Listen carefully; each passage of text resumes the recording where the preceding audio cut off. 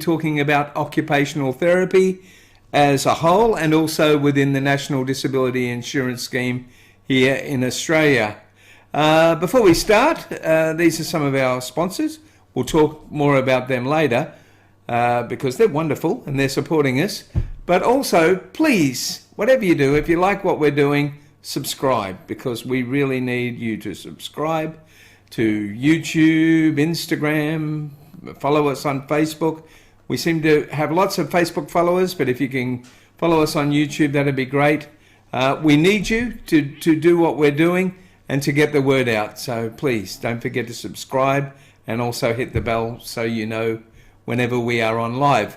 Well, today, as I said, we're talking about occupational therapy, and let me introduce Sarah Carew, who is an occupational therapist here on the Fraser Coast in Australia. G'day, Sarah. Hi, Rod. Thanks for having me. Thank you for coming. It hasn't been easy to get an occupational therapist on, believe me. And to be completely transparent, you are my occupational therapist. That is correct. Which is cool. And we've been having lots of fun. In fact, folks, the only thing missing by doing this virtually, and because Sarah's at home, is we don't have the usual chocolate cake and cream, which is very sad. I'm missing that, so we'll have to catch up with that next time. We should have organised to have got one each, but anyway. Okay, let's get on with the serious stuff. Occupational therapy for a lot of people is just a word. They don't understand what it is, what it's for, why they need it, whether they need it. So, in simply, what is occupational therapy, please, Sarah? Rod, occupational therapy is an allied health professional, and they use a holistic approach to work with either individuals or groups to work on optimizing health and well-being, really. And one of the approaches that we use is for people to participate in what we call occupations. So that can be anything from what people need to do in their home, looking after themselves, what they would like to do for work or volunteering, those types of things. So I guess a lot of people see the word occupational and they think it's only about work. I mean, that's what I used to think. And it's not only about work, like you said, it's really about life. Absolutely, yeah. So the word occupation in occupational therapy is really talking about activities, if you like, or roles that people need to or want to participate in. It can be anything from a leisure activity, so knitting or painting, or like I said before, something that people need to do in their daily life, toileting, showering, cooking, all of those things. So that's what we're referring to when we talk about occupation. Okay, so that kind of leads into the NDIS section of, or the National Disability Insurance Scheme, marriage with occupational therapy, because the National Disability Insurance Scheme is also about your whole life, making a better life, isn't it? Absolutely. So there's a lot of alignment between the philosophies and the NDIS. So they're looking at some of those things that I was talking about before. So self-care, productivity, leisure. So there's definitely an alignment there. See, in the NDIS, and I am looking at my notes as well, in a lot of cases you need to get approval and run things through an occupational therapist. So the NDIS seems to be relying on occupational therapy to help assist not only the client, but also them. Would that be correct, do you think? Yeah, there's some truth to that. There's actually some big changes coming, Rod, that's probably discussed on another topic, because I'm not familiar with all of those. Just talk that the NDIS will be employing what they call an independent assessor.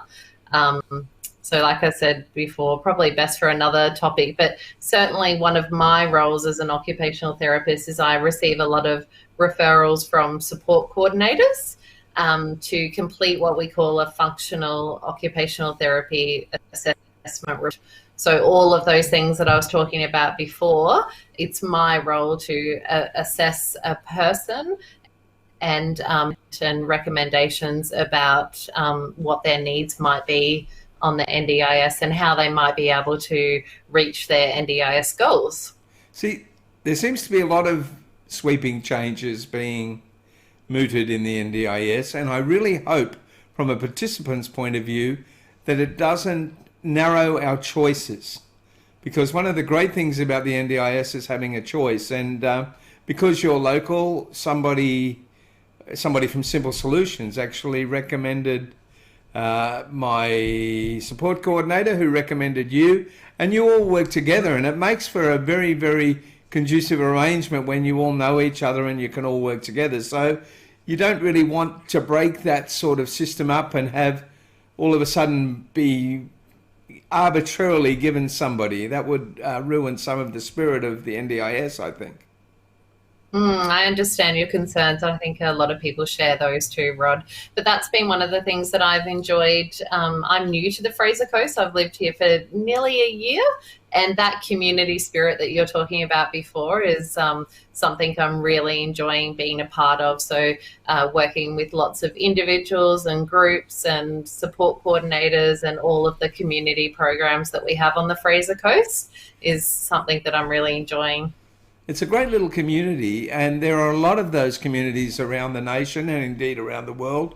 And using local networks is really the best way to get good service, I think. But to move on from that, specifically in the NDIS, what sort of things do they need an OT to approve? Because OTs, or occupational therapies, have to approve a lot of purchases and services. Can you tell us a little bit about that, please? Yeah, so one of my other main roles, I suppose, as an OT is to complete what we call equipment trials and applications. So under the NDIS, there is an energy report, if you like, and that's my role to work with a client to discuss what equipment they may need to reach their NDIS goals. And we explore all of the equipment and submit an AT request or application to the NDIS, and they consider that application and may or approve it depending on their guidelines. I mean, basically, I'm looking at a new wheelchair, for example. Now, I have to put that through an OT, which I think is a good thing. And how does something like that work? What's the process of doing that, and why does it need to go through an OT? Just to sort of let people know. Yeah, sure. So again, it's a collaborative approach between an OT and a client or a family, and it really is about exploring those options like I was talking about before, and matching an appropriate piece of equipment to a client based on the client's presentation. So maybe their physical presentation, their cognitive presentation, etc. And then it's my role, or the role of an OT, to justify from a clinical perspective why that piece of equipment may be suitable for the client. Well, from my point of view, it's been a bit of an interesting process, because we sat down and we talked about the sorts of equipment I would need. Now, for example, for me, the four-wheel drive all-terrain wheelchair is very important for being able to get out and do programs like this when I'm interviewing people and get on the beach and show people things. So you said, well, look, I know who does that, and I know who does this other kind of wheelchair, and I think you might need one of each. Now, that's something I would never have thought of. But in looking at it that way, you are setting me up with the equipment I need to have, I use this word for fun, a normal existence, or an existence that is a lot easier. Now, you have more experience and knowledge than I do. I always think I know more than I do. But you have that network, and by going through you, I get access to that network along with you and the support coordinator, correct?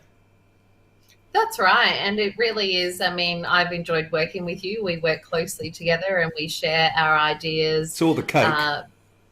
Sorry, go on. Absolutely, over coffee. But certainly it is about, there might be a piece of equipment, Rod, that an NDIS participant didn't even know that existed in OT. And again, the OT matches a potential piece of equipment with the client and their goals. So really, it's a collaborative approach. And we like to introduce our clients to pieces of equipment that they may or may not be familiar with. But that equipment trial process that I was talking about before is really important. So we look at some equipment options, so different types of equipment. We trial them, and we make an informed decision about what may or may not work. Well, for me, I've been always one of those sort of people that goes to the doctor and he says, and I'm quite ill, and he says, "How are you?" And I go, "I'm pretty good, thanks." I don't know why I'm at the doctor, I have no idea. But by talking with you, you've brought up things like a water kettle that is on a cradle, so now I won't have this horrendous risk that I always run of burning myself, which I have done in the past. So by working with an occupational therapist, you can point out things that really are help to assist in my life, I guess. With that in mind, who makes the decision? If you say, yes, Rod, you need this piece of equipment, how much say do you have with the NDIS in whether I get it or not, I guess? Yeah, so it's my role to use my clinical judgment and my experience to complete those applications that I was talking about before. Not every piece of equipment, I should say, needs an application. There's different categories under the NDIS in terms of the type of equipment that might need. But say we're talking about the wheelchair, it's definitely my role to make some recommendations in a report, demonstrate to the NDIS why, in my experience, I feel it's reasonable and necessary, and they're the key words in the NDIS, reasonable and necessary lines that they use to, I suppose, consider the applications that are in front of them. And they get back to the occupational therapist and the participant and let them know either, yes, it has been approved, or no, it hasn't because it hasn't met these guidelines. And they're the reasonable and necessary guidelines. And generally, as long as it fits those reasonable and necessary, do they usually take your recommendations, usually? I've found that a lot of my applications, to be honest, have been successful. I've worked in the NDI space for a long time, and my applications are generally successful, and they make a real difference to the participants, and that's the whole idea of it. Well, I really hope that her recommendations for me are accepted, because I'm really excited about the new life that Sarah is designing with me. Sarah, I'm in a wheelchair, so I've got a particular type of disability, if you will. OTs do the whole range of disabilities, like hearing impaired, visual impaired. I mean, what sort of range of disabilities are you expected to cater for, or are there specialist occupational therapists, or what? Oh, that's a good question. It's so broad, Rod. Some OTs choose to specialize in certain fields. So prior to me moving to the Fraser Coast, I was specializing in brain injury. So that was my space. Some OTs are very broad, and they'll help a range of participants with a variety of conditions. But realistically, if we're talking about from an NDIS perspective, many different people with a variety of disabilities, including psychological disabilities, physical, etc. If they have access to the NDIS, then OTs definitely have the, I suppose, opportunity to work with a lot of different people. That's an awfully large range and quite a lot of responsibility to take on in many ways. There's a question I've just thought of. How long does it take to become an occupational therapist? It's a 4-year degree, a university degree. Fair enough. Okay, I hadn't ever thought of it. Um, One of the things I'm just looking through here, I would imagine because of the NDIS, there would be more work and more need for occupational therapists. As the NDIS has grown, so has the need and the call for occupational therapists. Would that be correct?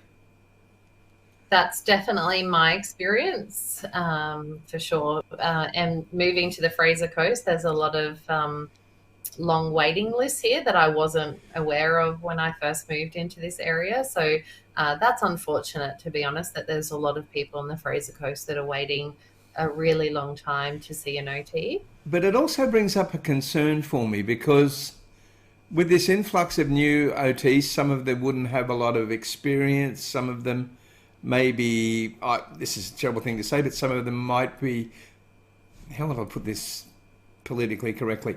Some occupational therapists are in there, and more than 50% of the reason they're in there is to help people.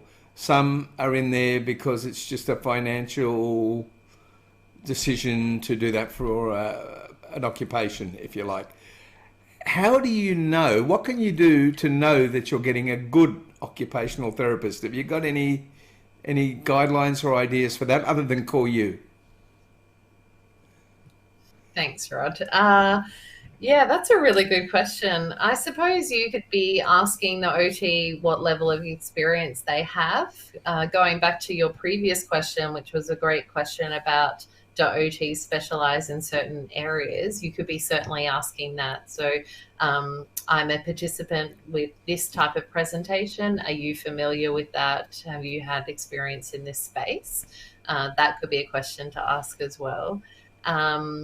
Yeah, but in terms of working with a good OT, I think a lot of it is about who you build rapport with as well. Just from that natural type of Sort of an empathy, wouldn't it be? You'd need someone with empathy and someone with the right motivation. And some of those might not have a lot of experience. So what do you think? yeah, Sorry, yeah. I was going to say probably one of the best things people could do is just spend an hour talking to them and seeing what they know and just asking questions and sort of interview their occupational therapist in a gentle way without even making it that formal. Would that be right? Absolutely. I get asked occasionally to meet families for what we would call a meet and greet. So it's as simple as let's have a coffee and have a chat and see if there is that connection there and the families are wanting to continue with a certain OT. And I think that's really important because, Rod, we're invited into people's homes where we often are asking them a variety of personal questions. When you're working with an OT with some of these processes that we've been talking about, so for example, a prescription for a pack sometimes. So, you know, you need to make sure that you're working with the right OT for you over probably an extended time. But definitely asking those questions about do you have experience in this space? What's your experience in the NDIS space? Certain businesses will have, you know, the way that they support their new staff. I think And if you're a parent, I guess watch how they react with your child and make sure that they include the child and don't talk down to them and things like that, so that the children can be taught a sense of self-worth from the very beginning, I think is important. We're probably getting a bit off topic, but it's kind of fun. Just on that, do you think it's a frustrating or a rewarding career? Oh, definitely rewarding. I mean, every job has its ups and downs, and there's challenges as an OT, as there would be in a lot of industries. But I love my role, and a lot of the OTs I taught to really enjoy their roles as well. And it's very rewarding. It's wonderful. And the NDIS provide a lot of opportunities for people to receive treatment that maybe they didn't receive before, pieces of equipment like what we've been talking about, you with your dream of the X8 all-terrain power chair, those types of things, when they are approved and they're delivered and you see the smile on your client's face, that's what makes me I tick. must say I can't wait, but I've also been really looked after by Pride in the past, and you told me I could still use them for other areas of my life because they don't do a full. But I mean, Absolutely. yeah, because Recommend both. Yeah. yeah. So there's just so many questions that I have, but without mentioning names or places, is it possible, and if not, just say you can't, to tell us a story of something that you've seen happen that has just brought a lot of joy, something you've been part of with a client that has really brought some joy to your face or to your life? Can you think of one? Oh, so many. Definitely going back to what pieces of equipment that people have not been able to access before. So it could be a new wheelchair, it could be a vehicle in terms of the modification. It could be a new bathroom that people now feel safe in to shower. One of my passionate areas is around equine therapy, so I enjoy working with children and adults with animals. And That's why now you there's like the my dog. opportunity. I love your dog. I think we've got a lot in common in that space as well. Yeah, so there's so many, Rod, honestly, and I mean it when I say that some of these changes are life-changing for people. Absolutely. Let me see if I can introduce my dog to people for a minute. Rocky, come here. I'm training Rocky to be an assistance dog. Rocky, come. You can see how obedient he is. He's asleep. Rocky, come here, quick. Come on. He's been taught to stay away when I'm interviewing. Come around here, quick. Come on, up, up. There you go. There you go, Rocky. That's the other disadvantage of doing this virtually is I don't get a cuddle. Don't get a fat from Rocky. Ah, that's funny. But look, be honest, one last question in regard to that last one, because I know I would be. I would find myself in tears all the time. Does it happen to you when good things happen? When you see somebody with a new piece of equipment or changing their life, have you ever just had a little bit of a quiet tear? I'm going to have to admit to that, yes, I have. I know I have too, just watching it from afar. Yeah, I absolutely have, and that's okay. That means that we do care.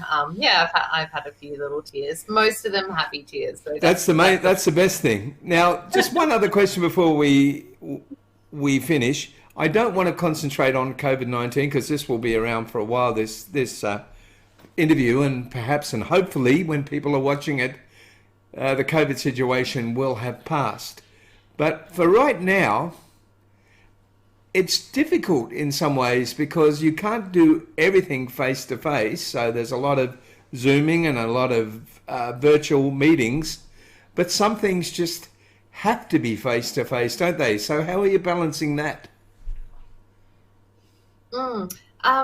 I'm lucky, Rod, because I used some teleconference and telehealth platforms in my previous role prior to COVID-19. So I felt relatively comfortable with the changes. Other people, not so much, and that's okay. It was a big change for a lot of us. But I think it's a wonderful opportunity, really, to even use telehealth a little more, even when things settle down with COVID-19. Face-to-face consultations absolutely have their place, and that's one of my favorite things about my job. But I think using telehealth is also really important for a number of reasons. There would even be a group of people, maybe a small subset of people that in the beginning would possibly be even more comfortable with the virtual communication. Maybe they're embarrassed or maybe they're a little bit awkward and they need to get to know you first before they invite you into their home. Exactly. Yeah, absolutely. And for people that live rurally or that, like I Of said course. before, if there's a waiting list for OTs, there might be access to an OT virtually, more quickly than there is for face to face. So definitely something to explore more. Okay. Well, Sarah, hopefully we can get you back again sometime. Don't go away because I'm going to have a chat to you when we finish. So just hang five for a sec. Folks, No that's Sarah problem. Carew, my occupational therapist, explaining a lot of what an occupational therapist is and what their role is in the NDIS. And the NDIS has been a wonderful thing, as I've said. Now, let me just tell you about the people who've helped support us. If you can whack them up, Carl. There's, of course, Simple Solutions here in Harvey Bay, who are an NDIS trainer and provider and all that sort of thing. We've got Hello World Travel and Hello World in general, who are supporting our fully accessible tours through Accessible Globe. Totally Mobile in Harvey Bay, who have a huge range of different scooters and health products and so on, and they're happy to get involved and help you as well. IOMI, you don't know about them, but you will soon. They are producing smart home packages that can be monitored, so they can help you with that and make sure everything runs very, very well. So please don't forget to support our supporters, and also don't forget to subscribe, if you don't mind, to all our places. And until then, we'll see you next time on The Spin.